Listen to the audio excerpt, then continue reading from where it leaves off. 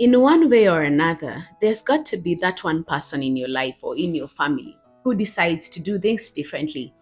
And this is in terms of like when you sit down and look at the generational patterns that have been going on in your life or in your family, you'll be like, now you will start sensing something that there was someone in between the lineage who decided or who followed or who just made an agreement with something, who made an agreement with a bad behavior, who made an agreement with bad decision, and they chose like that's a norm for your family. And so there have got to be that one person who just decides to do things differently. And this is in terms of like, let's say they have never even thought about generational wealth. Your family, you're so fed up of like feeding from hand to mouth. And so they have got to be that one person now who challenges the family to talk about things that have not been talked about. Because we have this stigma, even like in our family, like Africans, like people do not address the things because they're like, no, no, no, don't talk about our family issues like out there, let's keep quiet. And that's the thing. Now there's got to be that one person who decides that now I want to talk about them. We want to address the things that have been going on in our family that have just been making us stuck. They've been making us have these bad behaviors, bad patterns, and you have to address them. And now that one person who decides to break these particular patterns, I always say that they are altars, and it's like breaking the altars that you found that are norms in your family, but that should not be a norm. You know, there might be like a norm of like maybe alcoholism that comes from your grandma or your grandpa, and then it comes down, rolling down, rolling down, rolling down, rolling down. And so if it does not find someone who says, okay, I am done with these bad patterns and bad behaviors, and so we need to think differently. And so for you to think differently, you'll have to be exposed to new information. You have to be exposed to new information of like maybe your family has not been handling finances in the best way. So there have got to be that one person who decides to not be financially literate. You decide to learn. You decide to learn. Now, what are these bad behaviors that we have been believing about finances that need to be broken? And now it's you who decides to read the books, learn new things about how to handle finances, how to create generational wealth, how to have a mindset of like money rather than having the poverty mindset, how to have like a generational wealth mindset, not like a generational poverty mindset.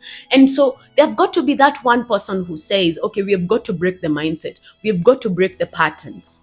And so I always say that the only difference between you and the generations that came before you is that they did not feel the things. And so there have got to be that one person who chooses to feel the things, start feeling things. If it's emotions, learn like emotional intelligence to understand like where did we go wrong? Why do we have like these anger issues that go down from one family member to another? People are always fighting in the family.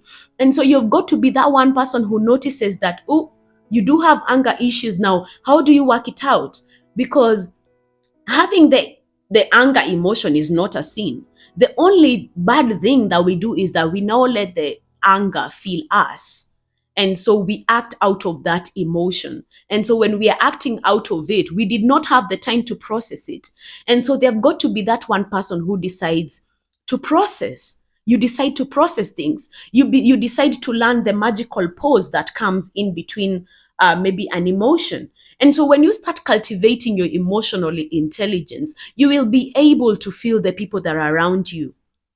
You will be able to understand, so why do we have like violence like in our family? Like maybe you have like a dad who's been like so violent, beating out like the mom and whatever. And when you just look down at their life and how they have grown up, is they just made an agreement with something somewhere in their lives. And so they have got to be that one person, and that's you, who decides to do things differently. You decide to learn. You decide to read, watch good things, change your mindset, change how you think.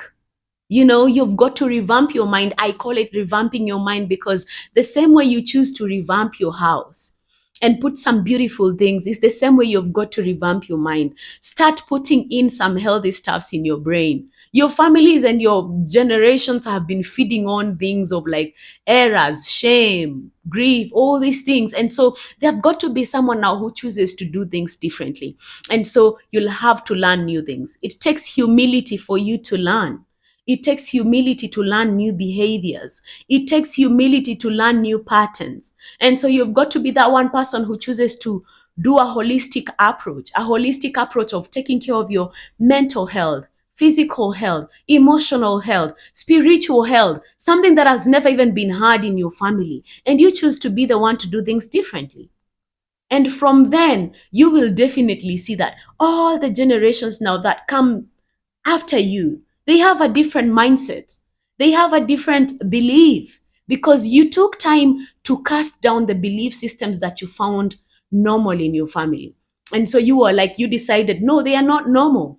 It's not normal for you all to be drinking from grandpa, and not only drinking, it's like the over drinking. Let me call it the over drinking, like munalala kwa mitaro, that kind of crazy drinking. You've got to understand that there are things you're fighting with and they are not you.